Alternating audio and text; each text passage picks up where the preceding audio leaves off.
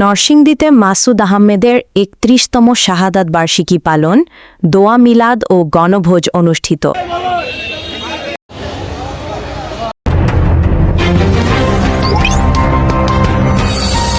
নরসিংদী সদর আসনের সাবেক ৪ বারের নির্বাচিত সংসদ সদস্য মরহুম শামসুদ্দিন আহমেদ এছাকের পুত্র মাসুদ আহমেদের ৩১তম শাহাদত বার্ষিকী যথাযোগ্য মর্যাদায় পালিত হয়েছে। এ উপলক্ষে বুধবার ২৯ এপ্রিল শহরের বাজিরমোড় এলাকায় নিলয় টাওয়ার সংলগ্ন স্থানে পরিবারের উদ্যোগে দোয়া ও মিলাদ মাহফিলের আয়োজন করা হয়। একই সঙ্গে পথচারী, ছিন্নমূল ও শ্রমজীবী সহ সর্বস্তরের মানুষের জন্য উন্মুক্ত খাবার বিতরণ করা হয়।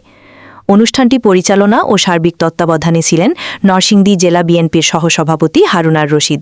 এতে বিভিন্ন সামাজিক ও রাজনৈতিক সংগঠনের নেতৃবৃন্দ, প্রিন্ট ও ইলেকট্রনিক মিডিয়ার সাংবাদিক এবং স্থানীয় গণ্যমান্য ব্যক্তিবর্গ উপস্থিত ছিলেন। দোয়া মাহফিলে মাসুদ আহমেদের রুহের মাগফিরাত কামনা করা হয় এবং তার জীবনের অবদান গভীর শ্রদ্ধার সঙ্গে স্মরণ করা হয়।